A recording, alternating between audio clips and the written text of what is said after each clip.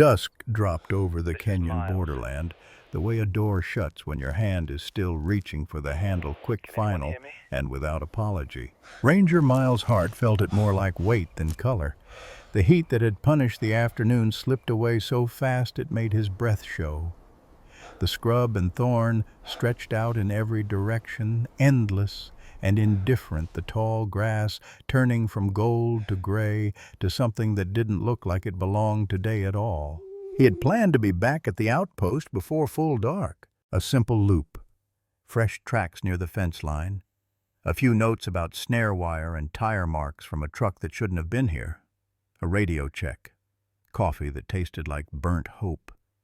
Maybe a joke with the younger rangers, the ones who still thought the world was fair if you were brave enough.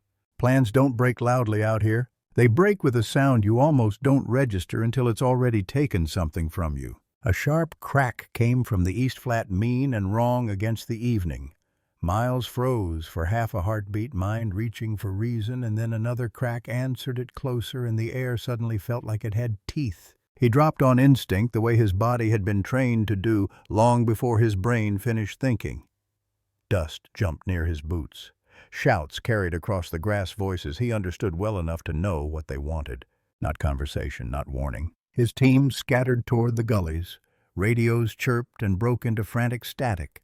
Someone called his name, Miles, and for a second he turned his head as if turning could fix it, as if looking could rearrange fate. Then the ground betrayed him. Old stone, brittle earth, one wrong step, and the ridge gave way with the dull honesty of something that had been waiting to collapse for years.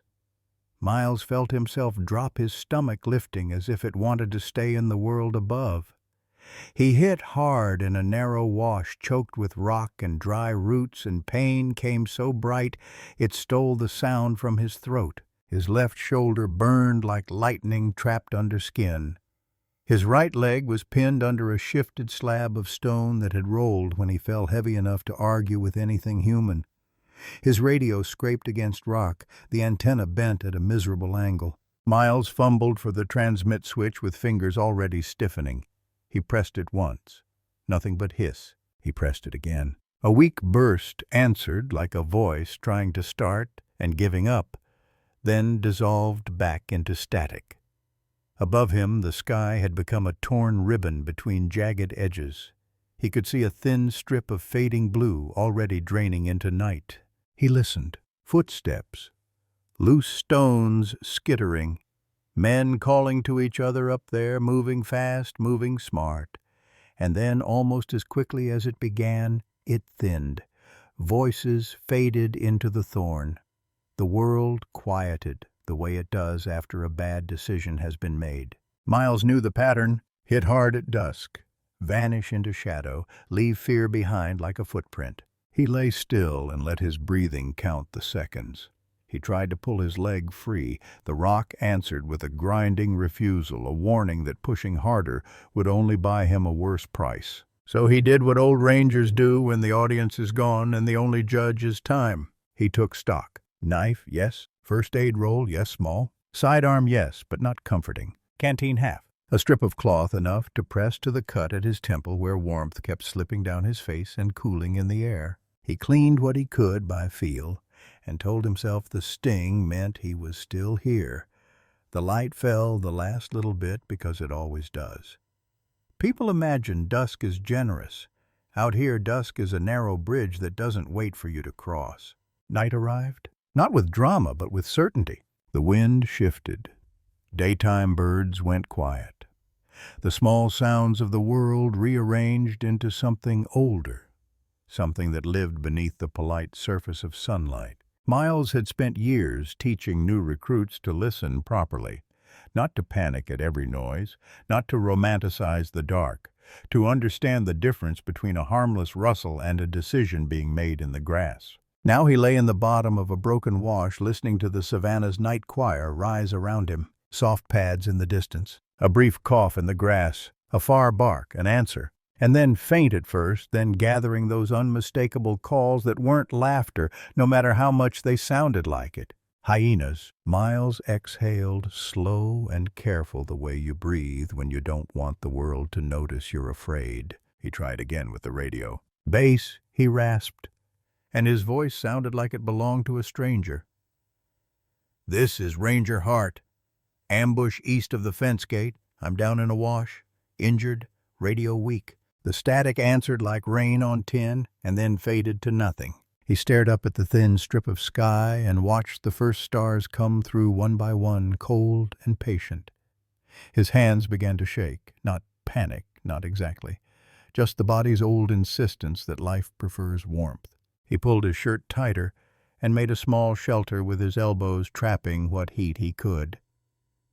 He talked under his breath, not to be brave, not to fill the silence with grit. "A voice is proof you're still present, and presence keeps a man from slipping off the edge of himself." The calls drew nearer and waves gathered and separated like rain that falls in sheets that don't quite touch.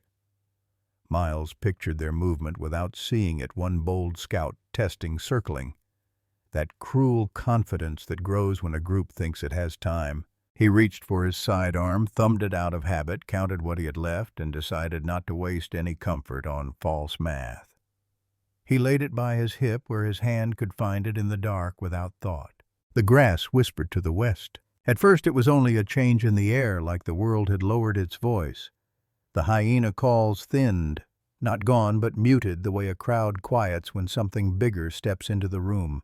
Miles didn't lift his head. He didn't call out. Some moments don't need announcing. They arrive complete and you meet them exactly as you are. A shape eased into view at the lip of the wash, then withdrew, then returned again with the slow patience of a tide touching a shoreline it knows by heart. The scent came next, warm, musky, sharp enough to clear the inside of a man's head. Miles turned his face just enough, and there it was. A massive male lion, broad-chested, thick-necked, his mane swallowing what little light the stars offered.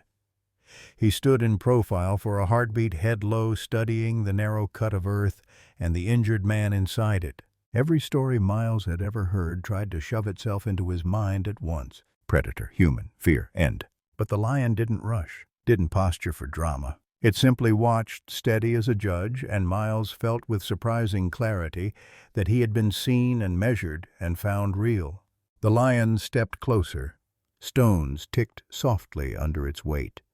Its head dipped out of sight at the rim, and for a brief, impossible second Miles saw only thick whiskers and one amber eye catching a star and holding it. That eye traveled the length of him, the dried blood at his temple, the dust ground into his cheek, the angle of his leg that wasn't right, and then mercifully the slow rise and fall under his ribs. The hyena calls pulled farther away, stretched thin like a ribbon. The lion didn't look toward them. It looked only down at Miles, and then the sound came low, steady, deep in the lion's chest.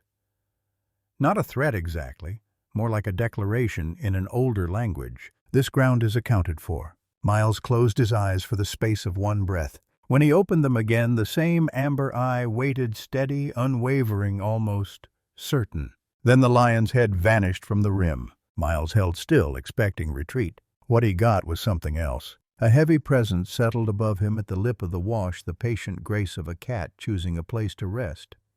He couldn't see the lion now, only the outline of mane brushing the sky, but he felt the message as clearly as if it had been spoken into his ear. "You are not alone tonight." Miles didn't understand it. Not fully, but his body did. A breath he hadn't known he was holding slipped out in a soft, grateful tremble. His fingers loosened on the grip of his weapon. The night didn't feel safe, nothing out here ever truly was, but it felt guarded. Above him the lion released a quiet, decisive chuff. "I am here." Miles lay back against the cool earth pain, still sharp, thirst, still waiting, fear, still present, but now sitting down instead of standing over him. And somewhere beyond the wash those distant calls shifted again, uncertain, now careful. Like something had changed. Like the night had chosen a side.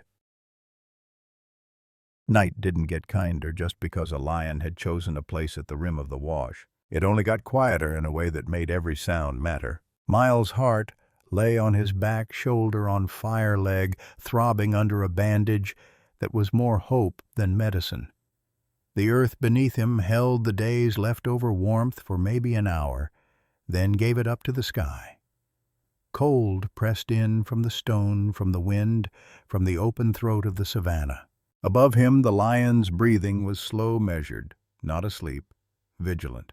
Miles could hear it the way you hear a clock in a silent room, not loud, but impossible to ignore once you notice it. Hyenas kept their distance, but they didn't leave. They were out there somewhere past the grass line thinking.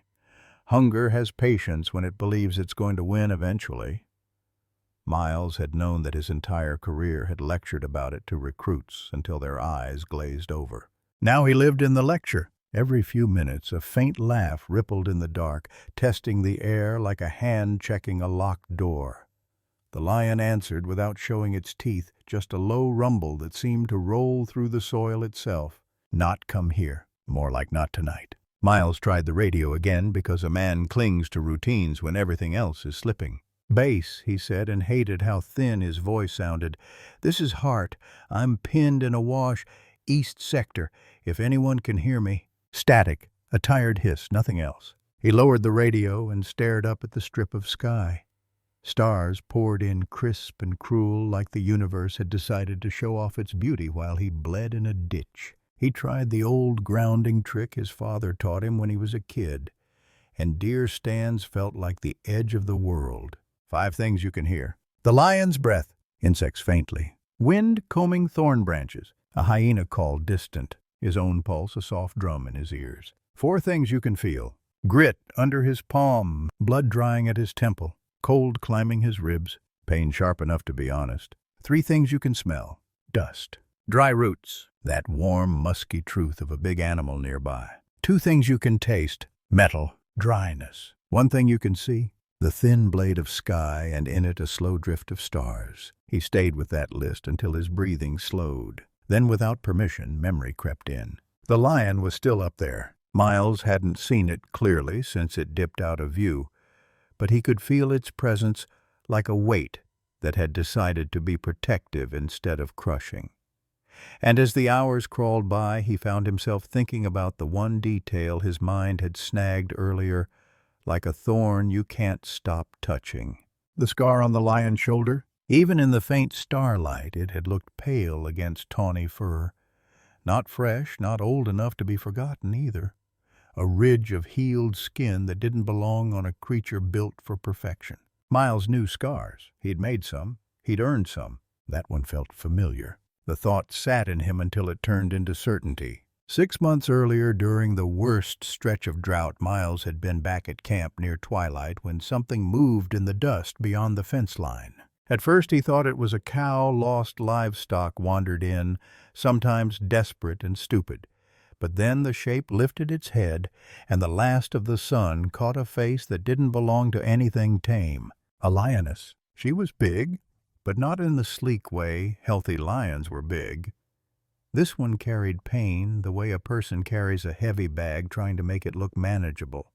Her paw dragged through the dirt. Every step left a smear. Miles had stood still, hand half raised his brain, trying to decide which rule mattered most. Never approach a wild lion. Never let an injured animal suffer if you can help. Never be the idiot who dies because he believed a good deed makes you immortal. The lioness crossed the space between thorn bushes and stopped at the edge of his camp like she owned it. Her sides trembled, her ears were forward, her eyes weren't pleading. They were calculating. Miles had seen that look in people right before a desperate decision. He'd seen it in poachers with empty bellies, in recruits after their first bad patrol, in himself when the radio went dead and the world narrowed to survival. Then he saw what had her. A steel trap clamped over her paw teeth sunk into flesh. It was old, rusted at the hinge, but the jaws were still strong, the kind of thing men set because they're too cowardly to face what they hunt. Miles felt rage rise hot in his throat. He didn't move quickly. He didn't speak loudly. He didn't turn it into a battle of wills. He did the only thing he knew how to do in the presence of a wild creature with pain in its eyes. He made himself small. He knelt, slow, palms open, voice low. "It's all right," he murmured, though he didn't know if it was. "Easy, easy." The lioness didn't back away. She sank to the ground as if her strength had been waiting for permission to quit. Her breath came in shallow pulls. The trap chain rattled softly when she shifted. Miles told himself he was doing this for the animal, but the truth was, he was also doing it because he couldn't stand the idea of leaving that kind of cruelty untouched. He couldn't stand living in a world where a creature like this limped away into the bush with a piece of human hatred chewing through her bones. He grabbed a crowbar from the tool rack and an old canvas tarp, something to throw over the trap if she panicked, something to give his hands a chance. His heart beat so hard it made his vision pulse. He worked the crowbar under the jaws, braced his weight, and pushed. Metal screamed. The lioness's body went rigid. For one terrible second, Miles was sure this was where he would die, his face close enough to feel her breath, her patience about to snap. He kept talking anyway, words tumbling out in a voice he didn't recognize. I know, hold on, I've got you, just hold on." He pushed again. The jaws shifted a fraction. Blood oozed around the trap teeth. The lioness let out a sound, not a roar, not a growl. Something raw and low that felt like pain given a voice. Miles swallowed bile and forced himself not to flinch. He pushed a third time. The mechanism finally gave with a sharp crack like a bone breaking. The jaws sprang open. For a breath, everything went still. Miles eased the trap away with hands that shook like he was 50 years older than he was. He backed up slowly, never taking his eyes off hers. The lioness rose. Her injured paw hung wrong for a moment, then she set it down gingerly. She swayed, caught herself, and stared at Miles as if storing his shape into a place deeper than memory. Then she limped away into the brush without a sound. Miles had exhaled so hard it felt like his ribs emptied. He'd turned to set the crowbar down, and that's when he'd noticed the second presence. A massive shadow half hidden among the thorns, still as stone, watching. A male lion. So big the darkness seemed to bend around him. Miles's blood had chilled. His hand had drifted toward his belt before he remembered how useless that would be.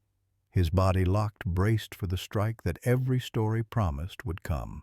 But the male didn't charge. He stepped once into the fading light, just enough for Miles to see the mane, the heavy shoulders, the calm, unreadable eyes.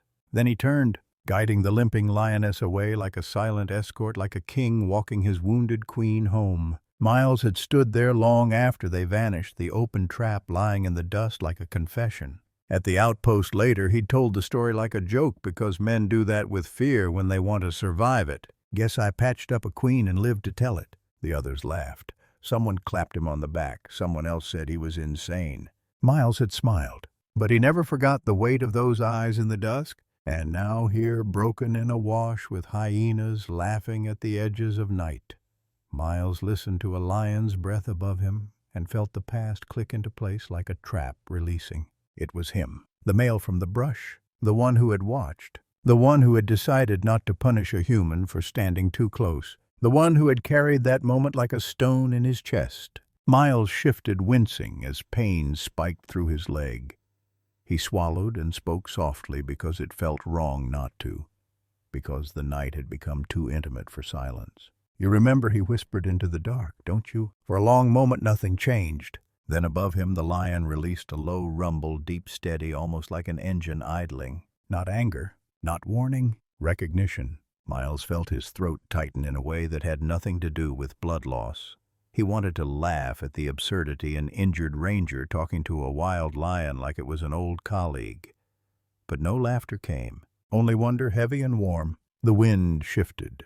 Far-off thunder rolled distant soft, a promise of rain that probably wouldn't reach them tonight. The hyenas tried a new angle, laughter sliding closer in thin threads. The lion rose. Miles couldn't see it, but he heard the subtle shift of weight, the quiet authority of a body built for command. A silhouette moved along the rim, scanning, always scanning. The night held its breath. The hyena chorus dimmed again, uncertain. Miles pressed his head back into the dirt and let himself believe just for a while in a miracle that didn't need explaining, a debt repaid in the only currency the wild respects. Memory, loyalty, a line drawn in the dark. Pain receded to a workable edge. Fear learned his name and sat down. And while the stars turned slowly overhead, Miles understood something he'd spent a lifetime teaching, but had never truly felt from the inside. Sometimes the wild doesn't just tolerate kindness. Sometimes it remembers it. And when it remembers, it stands guard. Gray came before light. Not morning, not yet, but that thin, uncertain color that lifts the stars without quite replacing them. The cold reached its deepest grip just before dawn, tightening around Miles' heart's ribs like a final question. He hadn't slept, not really. He drifted in and out of something softer than pain and sharper than rest, always pulled back by the sound above him. The slow, deliberate breath of the lion keeping watch. Each exhale felt like a metronome marking time toward survival. When the first pale wash of morning crept into the narrow ribbon of sky above the ravine, Miles opened his eyes fully. He was still here, and so was the lion. The big cat stood on the rim now, no longer hidden, its massive frame outlined against the paling horizon. The mane stirred faintly in the breeze, catching hints of silver where starlight lingered. One shoulder dipped slightly, just enough for Miles to notice. The scar, and beneath it a subtle favoring of weight. "You're hurt," Miles murmured, more to himself than to the animal. His voice sounded like it belonged to someone older, someone scraped thin by the night. The lion didn't look at him. Its focus stayed outward, scanning the plains beyond the wash ears, twitching at sounds Miles couldn't hear yet. Dawn didn't bring safety. It brought clarity. As light spread across the savanna, the world revealed itself inch by inch, the thorn bushes sharpening into shape, the grass turning from ash to dull gold, the rocks warming enough to give off that faint mineral smell that means the day is waking. And with it came movement. Low, fluid, too coordinated to be harmless. Miles saw them before he heard them, shapes, sliding through the tall grass, backs, low heads level. 6, maybe 7. Hyenas. They had waited. They always did. The lion's tail flicked once, twice. Its posture changed, not aggressive yet, but grounded. A wall rather than a weapon. Miles's heart began to thud, not fast, but heavy. He pressed his palms into the dirt and tried to shift his leg again just a little. Pain answered immediately, sharp and honest. "Bad idea," he hissed under his breath. The hyenas spread, fanning out in that lazy, mocking way that meant confidence. One paused and laughed, a high, cracked sound that bounced across the plain. Miles closed his eyes for half a second. If this turned ugly, there would be nothing he could do to help. No distraction, no backup, no heroics. The lion stepped forward. Not a charge, a claim. It placed itself squarely between Miles and the approaching pack, broad shoulders, blocking the open ground like a living gate, its head lowered, mane lifting slightly as the breeze shifted. A low growl rolled out, not loud, not rushed. Measured. The hyenas slowed, their laughter fractured, turning into shorter, uncertain calls. One crept closer, testing, then stopped. Another circled wide, trying to read the lion's injury, searching for weakness the way hunger always does. Miles swallowed hard. "Don't waste yourself on me," he whispered. "They'll wait you out." The lion didn't move, didn't retreat, didn't rush. It stood, and that Miles realized was the point. Minutes stretched. The sun climbed another finger width above the horizon. Light spilled over the scene, revealing everything. Blood darkening the lion's flank, dust streaking its mane, the calm certainty in its stance. The hyenas hesitated. This wasn't an easy calculation anymore. Finally, one barked a sharp, irritated sound, and the pack shifted back, as a unit retreating just far enough to keep watching. They melted into the grass, not gone, but pushed back beyond the line the lion had drawn. Miles exhaled, chest shaking. "You're still guarding," he murmured, awe creeping in where fear had lived, even hurt. The lion turned its head, then just enough for one amber eye to find him. Not fierce, not proud, just steady, as if to say, "This is what I do." The tension eased, but the work didn't stop. The lion began to pace. Not hunting, not searching, patrolling. It moved in a slow, deliberate circuit around the wash, pausing every few steps to scent the air, to listen, to reaffirm its presence. Each lap was a message written into the ground. "Miles is not available." Miles watched, transfixed. The pain in his leg pulsed, reminding him he couldn't stay passive forever. He tore another strip from his shirt, soaked it with the last of his water, and tightened the wrap around his thigh. The movement made his vision blur, but he held on. "All right," he muttered. "My turn." He braced his hands against the rock and tried to lever himself upright inch by inch. The world swam. He bit down hard to keep from making a sound that might distract the lion or signal weakness to anything listening. He managed a seated position before gravity argued him back down. That was enough, for now. The lion completed another slow circle and returned to the rim near him, lowering itself carefully. When it lay down, it didn't collapse. It rested with intent, head up, eyes open, body still angled toward the open plains. A sentry. Miles felt something unfamiliar spread through his chest. Not relief exactly, not gratitude either. Belonging, not to the land, not to the lion, but to the moment itself. The world had narrowed to this fragile space carved out of danger, a wounded man, a wounded guardian, and an agreement that needed no words. The sun climbed higher. Heat began to seep back into the stones. Insects returned, tentative at first, then louder. Somewhere far off, birds resumed their chatter as if the night had never held its breath. Miles leaned his head back against the rock, eyes half closed. "If we make it," he said quietly, "I'll make sure they know what you did."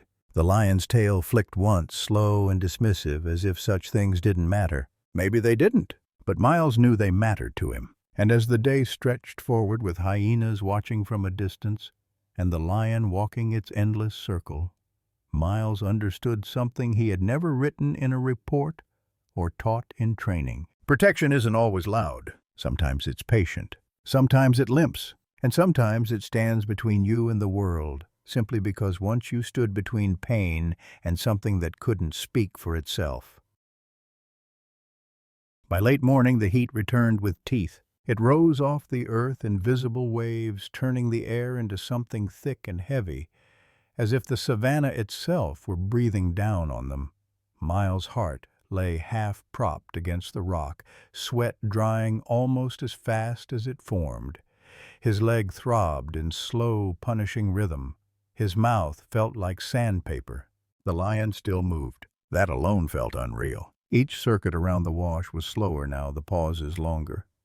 The injured shoulder dipped just a fraction more than before. Blood had dried dark against its flank, matting the fur. Flies hovered, testing, retreating whenever the lion flicked its tail or shifted its weight. Miles watched with a tightening chest. "You should rest," he muttered, knowing how useless the words were.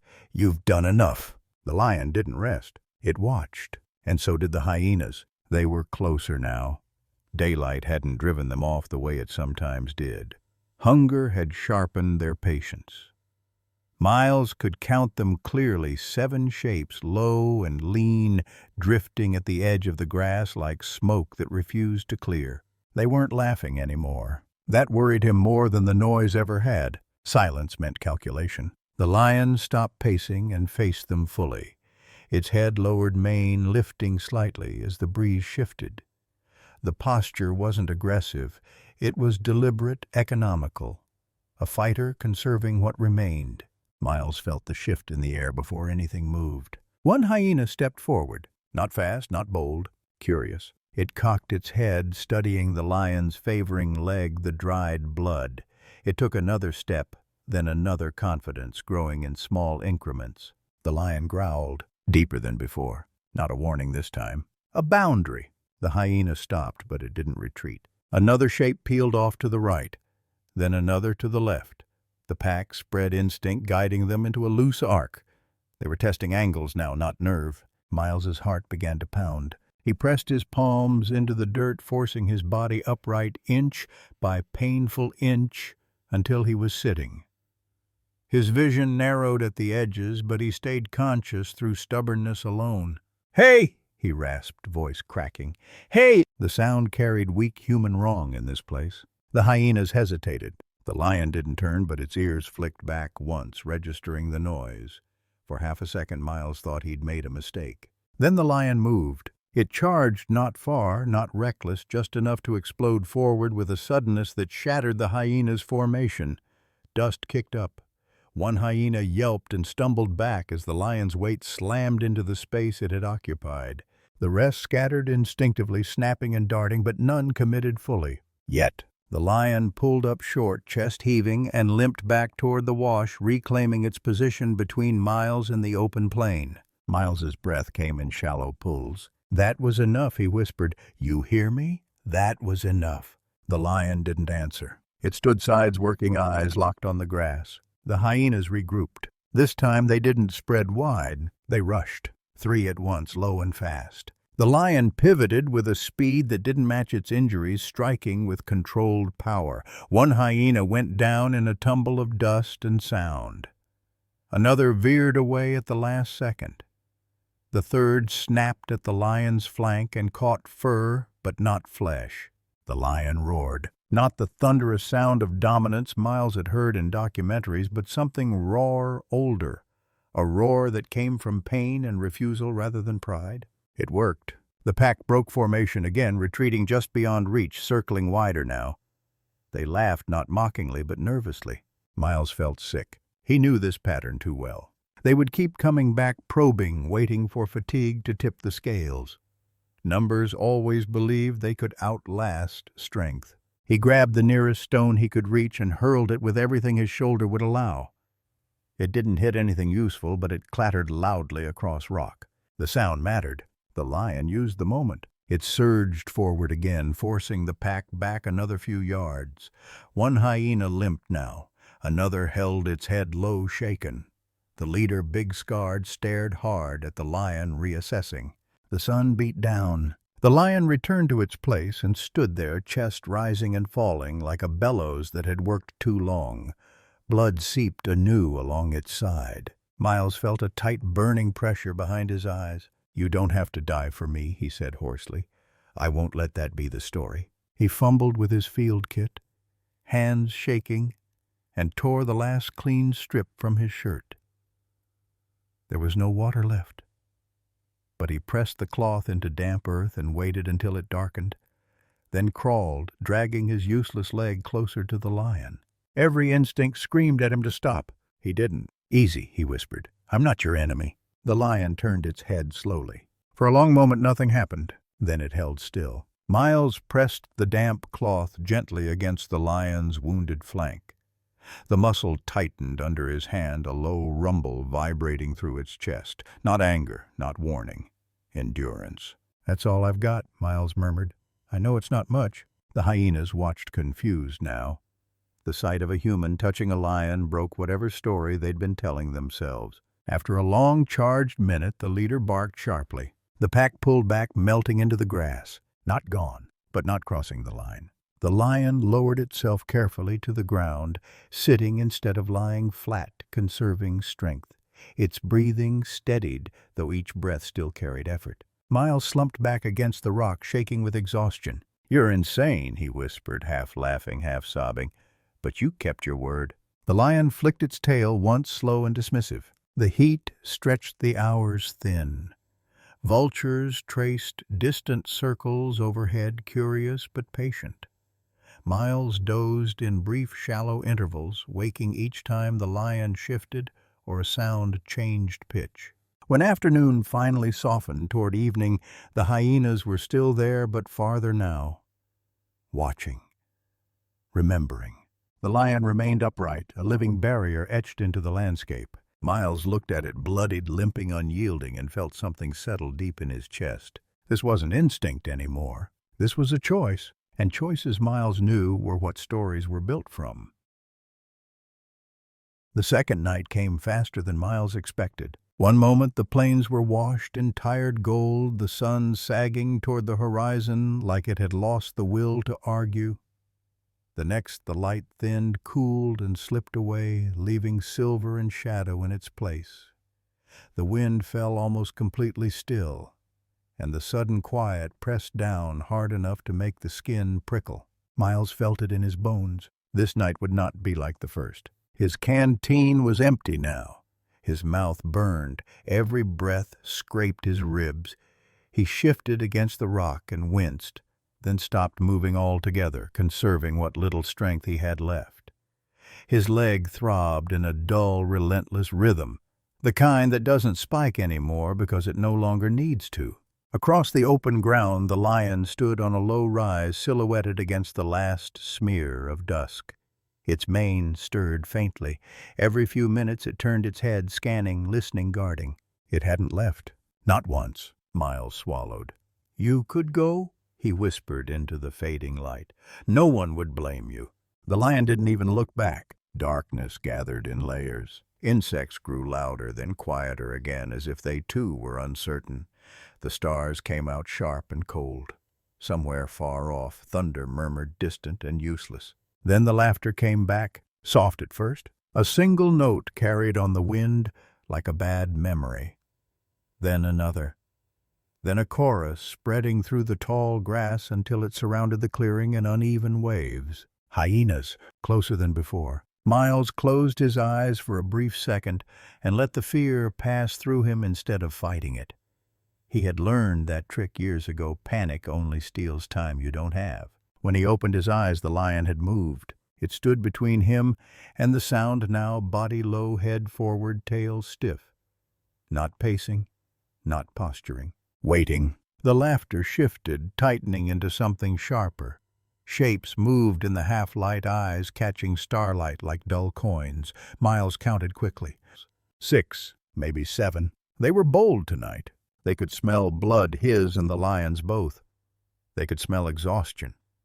Hunger makes confidence out of patience. The lion didn't roar. It didn't growl. It stepped forward slow and deliberate and placed itself squarely in the open. The message was unmistakable. This ground is claimed. The first rush came without warning, a blur from the left, low and fast. The lion pivoted, muscles coiling and releasing with frightening precision. Dust flew. A sharp yelp cut the air as one attacker was sent tumbling aside. But 2 more came in from the opposite direction. Miles's heart slammed against his ribs. The lion turned again, moving with controlled power, forcing space where space didn't want to exist. It drove them back, not far, not enough to end it, but enough to remind them what they were facing. The pack scattered, then regrouped. They laughed again. This time the sound was tighter, more focused. Miles grabbed a rock and hurled it blindly. It landed uselessly, but the sound cut through the rhythm of the attack. The lion seized the moment, surging forward with a deep, resonant roar that seemed to roll across the plains and into the night itself. For a heartbeat, the world froze. Then the hyenas broke formation, retreating several yards, snapping and barking at one another as if arguing about what they had just learned. The lion stood alone in the clearing, chest heaving, sides darkened with sweat and dust. Its injured flank bled again, not heavily, but enough. Enough to matter. Miles felt a hot sting behind his eyes. "You don't have to do this," he said, voice barely more than breath. "I'm not worth it." The lion turned its head slightly, just enough to glance at him. Not angry. Not afraid. "Certain?" The pack tested again. This time slower, smarter. One moved wide to the right. Another mirrored it on the left. They were learning the lion's limits, measuring the favoring leg, counting breaths between movements. Miles knew this pattern. He'd seen it end badly before. "No," he whispered. "No, no, no." The rush came from behind. The lion spun, catching one attacker with a heavy strike that sent it skidding away. But another darted in close, snapping at its hind leg before leaping back. The lion roared again, raw, furious, and charged. This time it didn't stop short. It drove forward, scattering the pack with sheer force of will. One hyena went down hard. Another limped away, yelping. The rest fled into the grass, laughter breaking into panicked fragments. Silence followed. Heavy, uncertain. The lion stood in the clearing sides, working hard, then slowly, carefully made its way back toward Miles. It didn't collapse. It didn't lie down. It lowered itself beside him, sitting close enough that Miles could feel the heat of its body through the ground. For the first time, the guardian rested. Miles's hands shook as he tore another strip from his already ruined shirt and pressed it gently to the lion's flank. The big cat flinched, then stilled, allowing it. "I don't know if this helps," Miles murmured, "but I won't do nothing." The lion's breathing gradually steadied. A low rumble vibrated through its chest, not warning, not dominance. Something closer to resolve. The hyenas didn't return, not that night. They laughed once far away, thin and frustrated, then went quiet. Hunger remembered, but respect had found a seat at the table. Miles leaned back against the rock, exhaustion dragging him toward sleep. His head swam, his body felt hollowed out. Beside him, the lion remained awake, watching. When the stars began to fade and the eastern sky hinted at gray, Miles realized something that settled warm and heavy under his ribs. The promise had been kept, but it had been paid for, and the day ahead would demand more. Dawn came gently, as if ashamed of what the night had demanded. The sky lightened in careful layers, black to slate, slate to pale ash, until the first thin line of gold slipped over the horizon and touched the tops of the grass. The air was cool, almost kind, carrying the dry, clean smell of morning that always followed a hard night on the plains. Miles' heart woke with his cheek pressed to stone and his body screaming objections. For a few slow seconds, he didn't remember where he was. The pain in his leg felt distant, unreal, like something that belonged to another man. Then the memory rushed back all at once. The ambush, the fall, the laughter in the dark, and the lion. He turned his head. The lion was still there. It lay on its belly a few yards away, massive head lifted, eyes open and alert. The mane caught the new light, turning its edges soft gold. But the rest of it told a harsher story. Blood had dried in thick patches along its flank. The fur there was dark and matted. Each breath came slower, now heavier, as if the air itself weighed more than it had yesterday. Miles swallowed hard. "You're still breathing," he murmured. "Good." The lion's ear twitched at the sound of his voice. One amber eye shifted toward him, steady and calm, then returned to scanning the open land. Even wounded, even exhausted, it hadn't surrendered its post. Miles tried to sit up. Pain shot through his legs, sharp enough to steal his breath, but he gritted his teeth and pushed anyway. He managed to prop himself against the rock, sweat breaking out along his spine despite the cool air. "You saved me twice now," he said quietly. "That's more than I deserve." The lion didn't answer, but it didn't move away either. Flies had begun to gather around the lion's wounds, bold in daylight. Miles felt a flare of irritation so sharp it surprised him. He fumbled for what was left of his field kit, gauze stained with dirt, a small bottle of antiseptic, his last clean strip of cloth. He hesitated only a moment before dragging himself closer. Every instinct warned him this was a mistake. A wounded lion was still a lion. Distance was safety. Rules existed for a reason. Miles ignored all of it. "Easy," he whispered, voice low and steady. "I'm not here to hurt you." The lion turned its head slowly, watching him approach. Its body tense, not to strike, but to be ready. A low rumble vibrated through its chest, not threatening, more like a reminder. "I'm aware." Miles stopped just short of touching distance and waited. He kept his eyes low, his movements small. The heat coming off the lion's body was intense, the smell of blood sharp and metallic. "I know it burns," he said, uncapping the antiseptic with trembling fingers. "I know." He poured a little onto the cloth and pressed it gently to the wounded flank.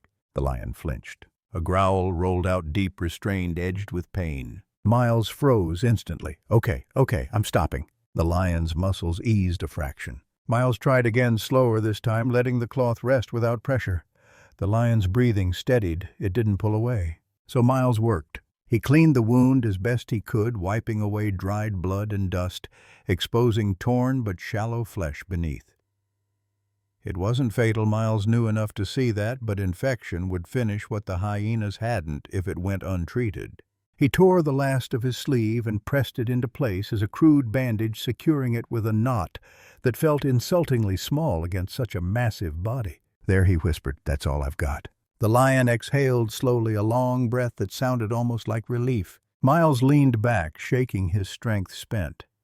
He hadn't realized how close he'd come to passing out until the ground swayed beneath him. He pressed his palms into the dirt and focused on staying upright. The savanna stretched around them, deceptively peaceful now. Birds flitted through the thorn trees.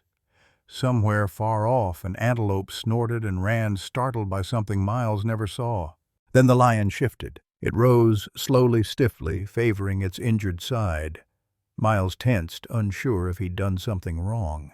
But the lion didn't move toward him. It moved east, toward a faint glint in the grass. Miles followed its gaze and squinted. At first he saw nothing, just sunlight catching dew and dust. Then it resolved into something painfully familiar. Metal, half buried. Old, a snare. Of course, Miles muttered bitterly. You people never stop, do you? The lion approached the trap carefully, sniffing ears flat. It didn't step closer than necessary. The memory was written into its body. Miles felt a knot twist in his chest. That's what got her, he whispered. That's what almost got you. He dragged himself forward again, every inch earned through clenched teeth. When he reached the trap, he pulled his knife free and began working at the rusted mechanism. The wire fought him. His hands slipped. His palms burned. The metal bit into his skin as if resenting being touched by someone who cared. 10 minutes passed, maybe more. Finally, with a sharp crack, the tension gave way. The jaws sprang open, uselessly harmless now. No more cages, Miles said softly, sitting back. Not here. The lion stepped closer, inspecting the open trap. Then, slowly, deliberately, it lowered its head and touched its nose briefly to Miles's arm. The contact was light, intentional. Then the lion turned and lay down again as if satisfied. Miles stared at his arm long after the warmth faded. By late morning, the heat returned, thick and draining. Miles's throat burned with thirst. His vision blurred at the edges. He leaned back against the rock and closed his eyes for a moment, meaning to rest, not sleep.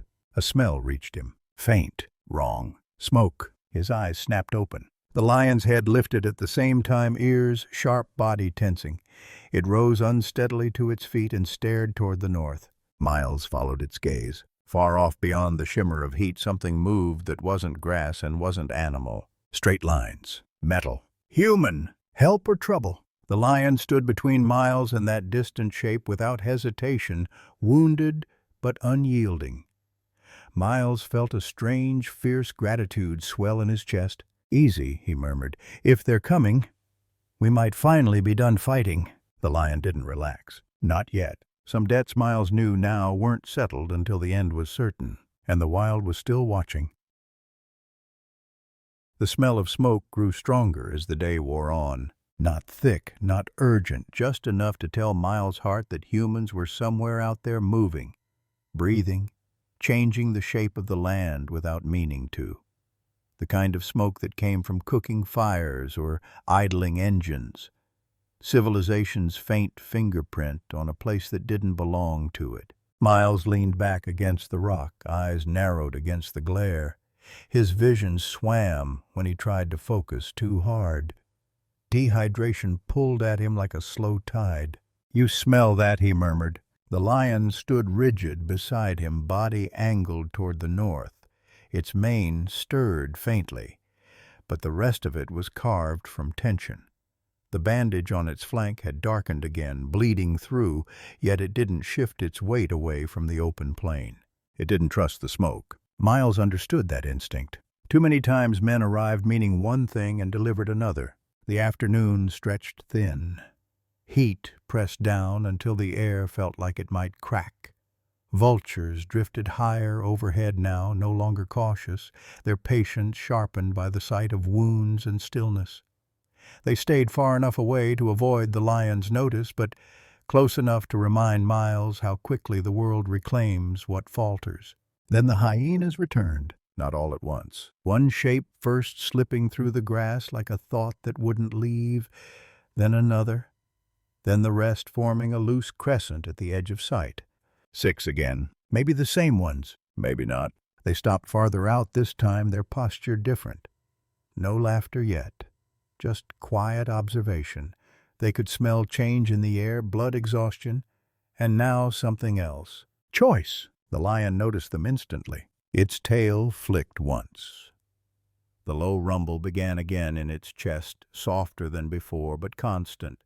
A warning that hadn't lost its meaning just because it had been repeated. Miles felt the tension settle deep in his gut. Not again, he whispered. Please, not again. The hyenas didn't rush. They waited. They watched the lion's injuries. The way it favored one side. The way its breathing lagged between movements. Numbers always believed patience would finish what courage started. Miles shifted, grimacing. He reached for his knife not as a weapon, but because holding something solid made him feel less like he was slipping out of the world. The lion took a step forward. Then it stopped. From the east, a new sound drifted in faint, irregular wrong for the savanna. Voices. Human. Miles's heart jumped. They're close, he said hoarsely. You hear that? They're coming.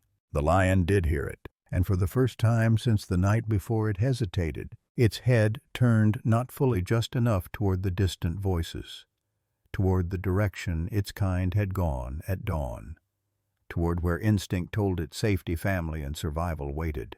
The hyenas sensed it too, the shift, the doubt. They crept closer. The lion stood between two worlds now. Miles felt it as clearly as if the thought had been spoken aloud.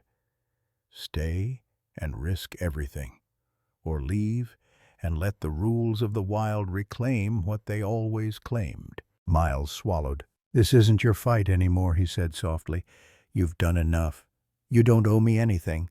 The lion didn't move. Another voice carried on the wind, louder now, a shout broken by distance. The hyenas edged closer still, confidence returning like a tide. Miles's chest tightened. If you go, he whispered, I'll understand. The lion's ears flicked back. Its tail lashed once sharply.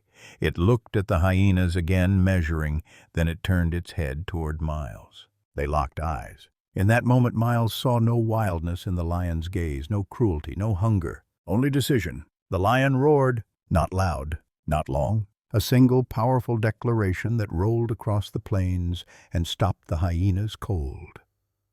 The sound carried authority, old, unquestioned, absolute.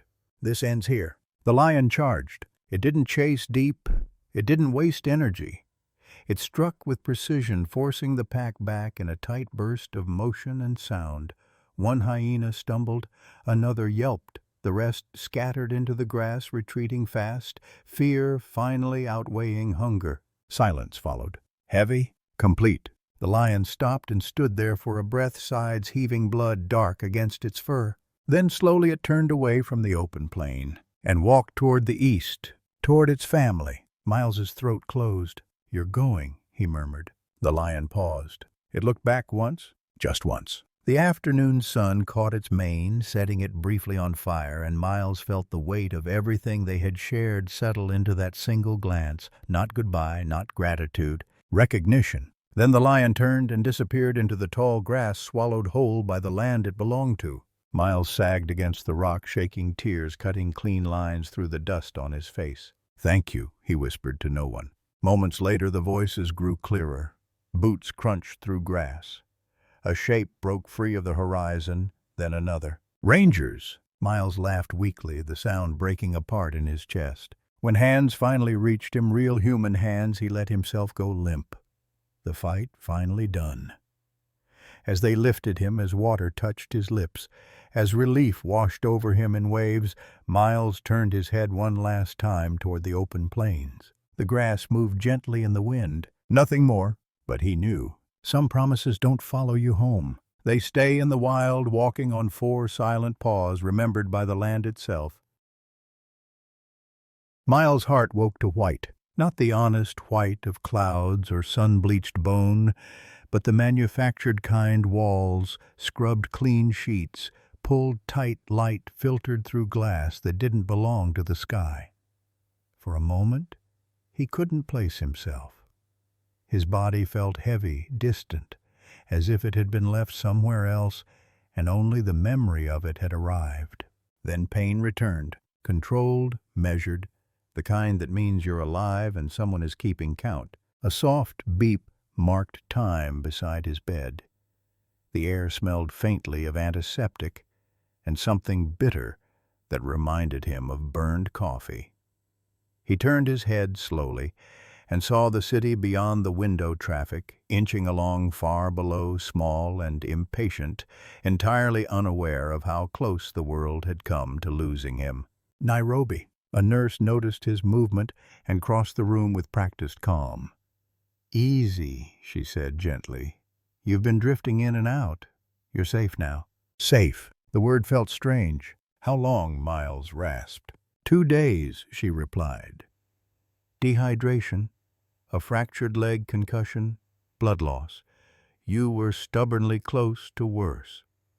She paused, then added with a small smile, "But you had help." Miles closed his eyes. He saw tall grass bending in the wind, amber eyes catching the light, a scar that meant memory. "Yeah," he murmured, "I did." Later, after doctors came and went and his leg was secured in more metal than he liked, the Rangers arrived. Younger faces, drawn with worry and relief, tangled together. They spoke all at once, tracking Signal's footprints, how they'd nearly turned back before spotting the wash.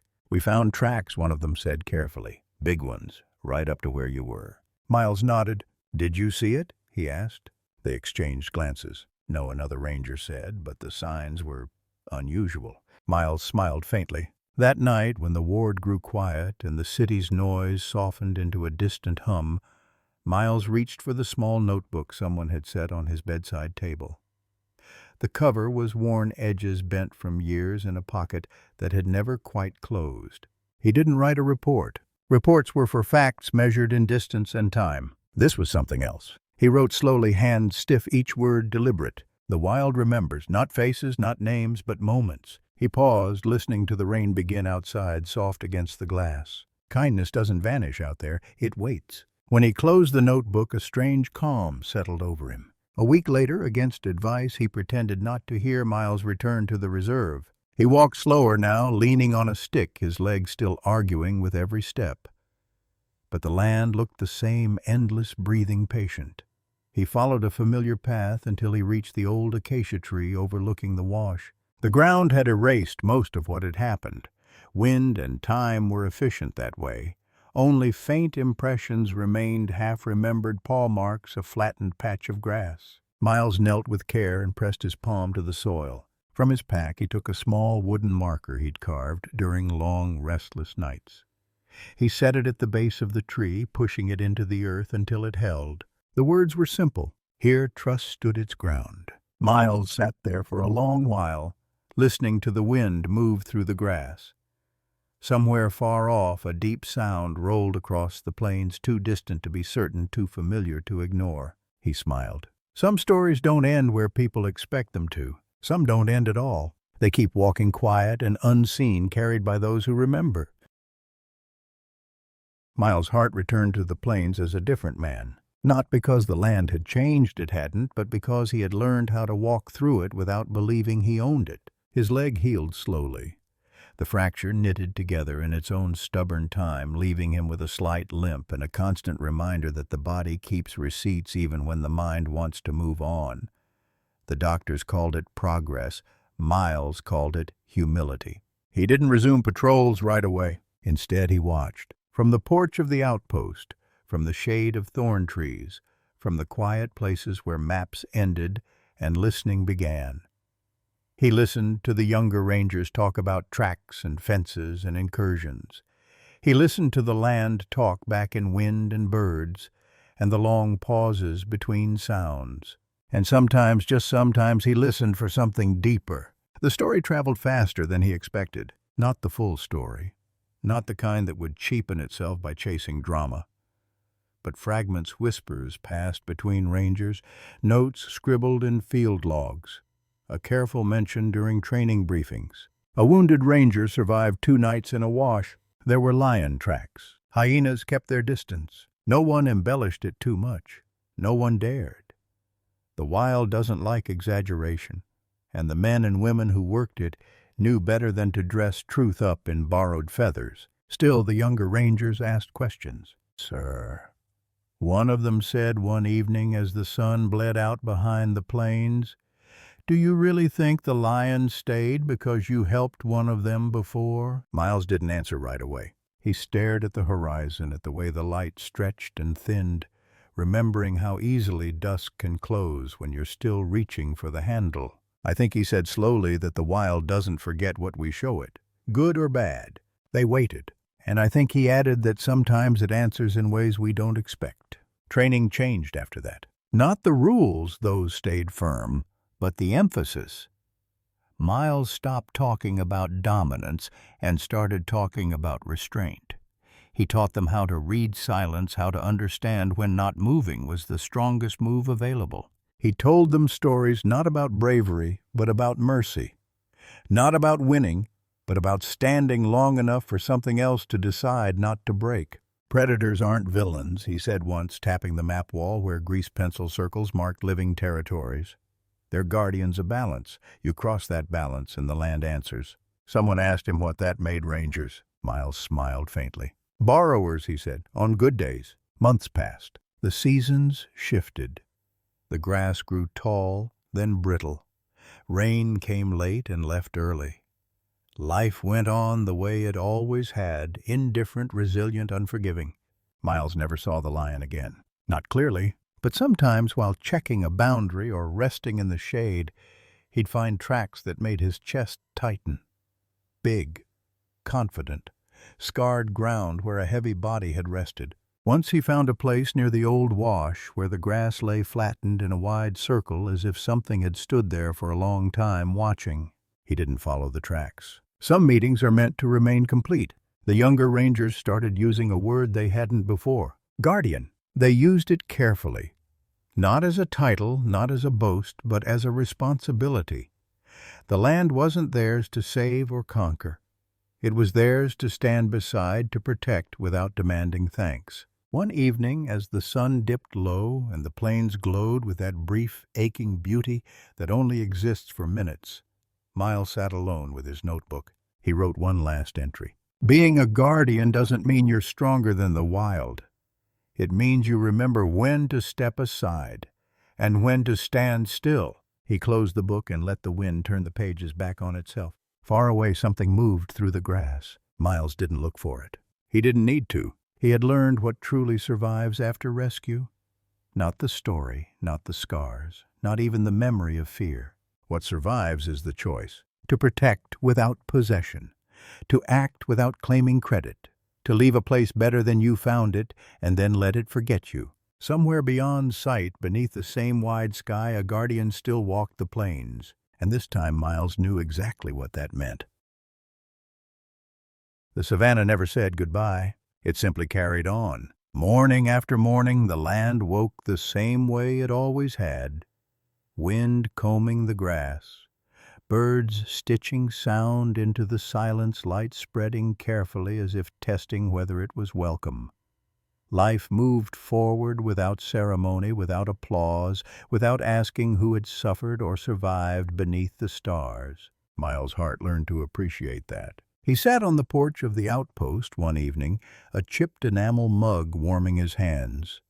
The sky burned orange and violet at the edges, the kind of color that never lasts long enough. The younger rangers moved about behind him, laughing quietly, their voices light in a way his hadn't been for a long time. He didn't begrudge them that. Hope belongs to those who still have room for it. His leg ached, always would. But it was a manageable ache now, like an old reminder that no longer needed to shout. He shifted his weight and listened, not for danger, not for proof. Just listened. Somewhere far out on the plains, a deep sound rolled across the land so distant it could have been thunder, so familiar it settled in his chest before his mind could question it. Miles smiled. He didn't raise his mug, he didn't speak. Some acknowledgments don't need witnesses. Later, when the stars came out and the outpost lights dimmed, Miles opened his notebook one last time. The pages were worn, thin edges darkened by dust and sweat and years of being carried without ceremony. He wrote slowly. I once believed survival was about strength, about training, about knowing when to act. He paused, listening to the insects gather courage in the dark. Now I know it is also about restraint, about mercy that doesn't ask to be remembered, about standing still long enough for the world to decide you belong, if only for a moment. He closed the notebook. The wind rose gently, warm and steady, moving through the grass like a breath released after being held too long. It carried with it the smell of earth and distance and something older than fear. Miles leaned back in his chair and let the night settle around him. He thought of the wash now, just another crease in the land, its story already fading under wind and sun. He thought of the scar on a lion's shoulder, a mark that meant more than pain. He thought of the line that had been drawn in the dark, and held not by force, but by memory. The wild had not saved him because he was special. It had saved him because once without witnesses, without reward, he had chosen not to turn away. That was the truth he would carry with him for the rest of his days. Not a legend, not a miracle, a balance. As the night deepened, Miles whispered into the open air, not expecting an answer, not needing one. "Walk well." The plains answered in their own way, with wind, with silence, with life continuing exactly as it should. Somewhere beyond sight, beneath the same stars, a guardian moved through tall grass, unseen, unclaimed, keeping no record of what had been given or received. And Miles Hart, ranger, listener, borrower of wild grace, finally understood the strongest bonds don't bind. They release, they trust, and they endure quietly long after the story is done.